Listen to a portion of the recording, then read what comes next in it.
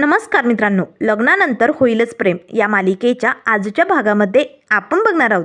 येथे नंदिनी आणि काव्याने मिळून आता जीवा आणि पार्थ दोघांनाही रूमच्या बाहेर काढलेलं असतं आणि दोघी बहिणी आता एका रूममध्ये झोपलेले असतात. आता मात्र जीवा आणि पार्थची हालत खूपच बेकार झालेली असते. दोघेही आता गाणं म्हणत तिथेच दरवाजाजवळ बसून राहतात. तरी ते आता दुसऱ्या दिवसाची सकाळ झालेली असते. सकाळी सकाळी सगळेजण नाश्ता करत असतानाच आता काव्या लगेच नंदिनी ताईला विचारू लागते, काय गं नंदिनी ताई, अगं रात्री मस्त झोप आली ना? मला तर तुझ्यासोबत खूप छान झोप आली. त्याच वेळेस आता मानिनी आणि विक्रम दोघेही हसू लागतात. तेव्हा लगेच आता विक्रम म्हणू लागतात, काय रे? अरे पार्थ बोक्या, तुला झोप नाही आली का तुझ्या भावाबरोबर? तेव्हा लगेच जीवा म्हणू लागतो, बाद झालं बाबा, अहो तुम्ही आमची चेष्टा करताय का? मला याच्याबरोबर झोप येत नाही. काय घोरतो हा, घोरण्याने कुठली येणार मजा? त्यावर लगेच आता त्याचे बाबा म्हणू लागतात, अरे लहानपणी तर कसले आपऱ्या चड्ड्या घालून एकमेकांच्या अंगावरती हात टाकून झोपायचे, मग आता काय झालं? आता सगळेजण हसू लागतात. त्याच वेळेस आता पार्थ म्हणू लागतो, बाद झालं बाबा, आता पुरे झाली चेष्टा. आता आमची उडवतायत या दोघीजणी, पण हे सगळं ना या मुद्दाम करतायत. त्यावर लगेच मानिनी म्हणू लागते, अरे हे लुटूपुटीचे भांडणं बाद झाले ना, आता आता मिटलंय ना तुमच्या सगळ्यात, मग आता पुरे झालं. चला बरं आपापल्या बायकांजवळ बसा, चला तुम्हीसुद्धा आपापल्या नवऱ्यांजवळ बसा. त्याच वेळेस इकडे आतमध्ये रम्या मात्र असा लाल कलरचा डब्बा घेऊन आता त्याकडे एकटक बघत असते. त्याच वेळेस आता वसुआत्या येते आणि तिला म्हणू लागते, रम्या अगं ही आशा पण ना एक नंबरची भामटी झाली. अगं नाश्त्याला आवाजसुद्धा देत नाही, आणि खाली बघ काय हसी चालू या चौघांची, त्या विक्रमची, मानिनीची, आपली कोणालाच पडलेली नाही आहे. त्याच वेळेस रम्या मात्र एक नाही दोन नाही त्या बॉटलकडे बघत असते. तेव्हा तिची आई म्हणू लागते, रम्या तुला लाल रंगाचं आकर्षण का होतंय? अगं रात्री केवढ्याने श्वास घेत होती, मला ना तुझी भीती वाटते या रम्या, काय झालं होतं? आणि मी घाबरले, एवढा मोठ्याने श्वास का घेते म्हणून उठून बसले आणि बघते तर काय रम्या, अगं तुझे डोळे उघडे होते आणि एकटक सिलिंगकडे बघत होती. त्यावर रम्या म्हणू लागते, का माहिती? कारण आई, एखाद्याची बॉडी सिलिंगमध्ये माणूस सहज लपू शकतोय. छान आहे ना आयडिया, आजपर्यंत सिलिंगमध्ये बॉडी कोणीही लपवली नसेल, बरोबर ना? त्यावर लगेच आता वसुआत्या घाबरते, रम्या अगं काय झालंय तुला, वेळ लागलाय का, अशी का वागते तू? आता मात्र लगेच रम्या म्हणू लागते, वेडच लागले मला आणि मी अशीच वागणार आहे. तेव्हा तिची आई म्हणू लागते, रम्या मला ना आता भीती वाटायला लागली बाई तुझ्यासोबत राहायची, खूप घाबरते आम्ही. तेव्हा रम्या म्हणू लागते, बरं झालं नाही तू घाबरली आज, उद्या सगळे घाबरतील आणि मग मला पुढचं पाऊल टाकावं लागेल. तर इकडे आता दरवाजाची बेल वाजलेली असते, तर आता काव्याची गेस्ट आलेली असते. त्याच वेळेस सगळेजण आता एकमेकांकडे बघू लागतात. तर आता या काउन्सिलर मॅडम आलेले असतात. तेव्हा विक्रम म्हणू लागतो, मी तुम्हाला ओळखलं नाही. त्यावर पार्थ म्हणू लागतो, बाबा हे आमच्या काउन्सिलर आहेत, बोला ना मॅडम आज कसं येणं केलं? त्यावर लगेच आता त्या मॅडम म्हणू लागतात, तुमचे 6 महिने पूर्ण झाले ना, तुमचा काय निर्णय हे जाणून घेण्यासाठी मी इकडे आले. त्याच वेळेस आता इकडे वसुआत्या म्हणू लागते, काव्या पार्थचं लग्न झालंय आता, त्यांनी एकमेकांना ॲक्सेप्ट केले, मग तू का आता हे मिठाचे खडे आणते मध्ये? हे बघ रम्या, असा विचार करणं बंद कर आणि हा लाल रंग बघणं सोड ग बाई. त्यावर लगेच रम्या म्हणू लागते, नाही आई, आता तर खरं पुढचं पाऊल पडणार आहे, कारण आज 6 महिने पूर्ण होणार आहे आणि मग या दोघांचा काव्यार्थ रूममधला शेवटचा दिवस असेल आणि मग माझाच दिवस सुरू होणार. तेव्हा लगेच आता तिची आई म्हणू लागते, काय? त्यावर रम्या म्हणू लागते, हो कारण आज त्यांचा डिवोर्स होणार आहे, मला माहिती आहे ना, असे म्हणत रम्या खुश झालेली असते. त्याच वेळेस आता इकडे काउन्सिलर मॅडम विचारू लागतात, काय झालं मग तुमच्या डिवोर्सचं ठरलं आहे का? तेव्हा लगेच आता जीवानंदिनी पार्थ काव्या म्हणू लागतात, नाही नको, आम्हाला डिवोर्स नको आहे. सगळेजण हसू लागतात.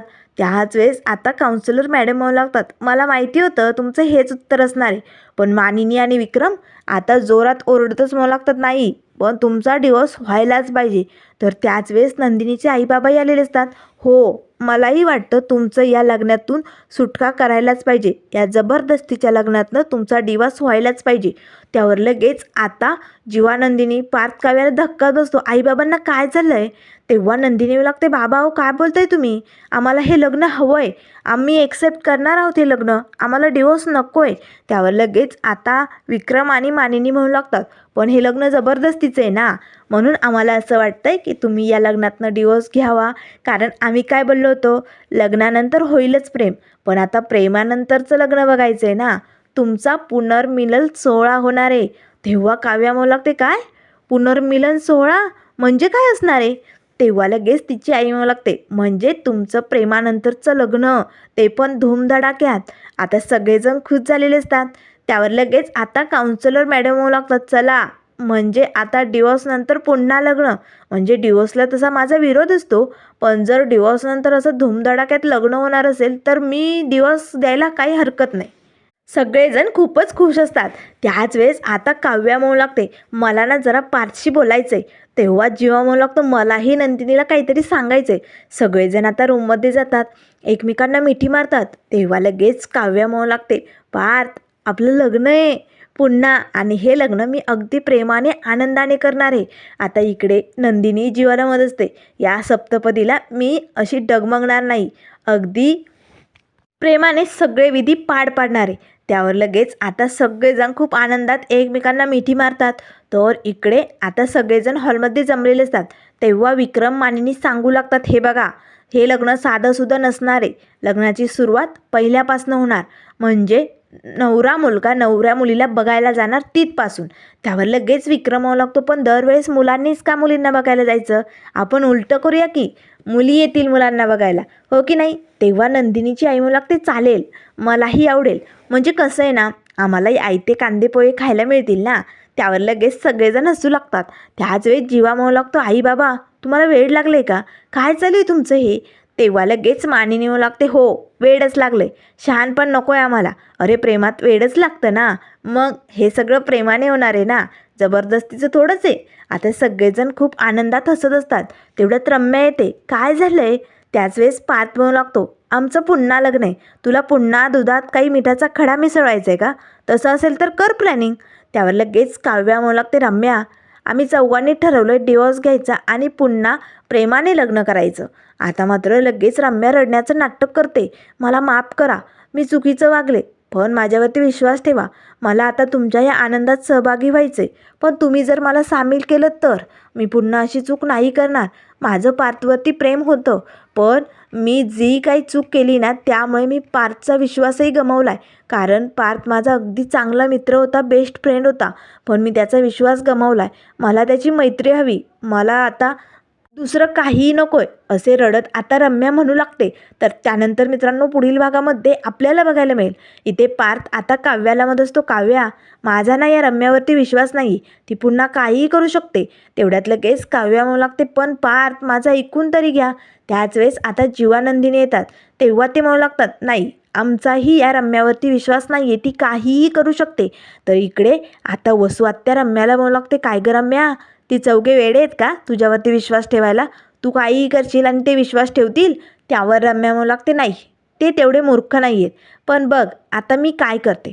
आता मात्र रम्या पुन्हा या चौघांचं लग्न होऊ देणार की नाही, काय काय प्लॅनिंग करणार हे आपल्याला लवकरच बघायला मिळेल. त्यामुळे मित्रांनो अशाच मालिकेंच्या अपडेट पाहण्यासाठी चॅनलला लाईक करा, सबस्क्राईब करा. व्हिडिओ पाहिल्याबद्दल धन्यवाद.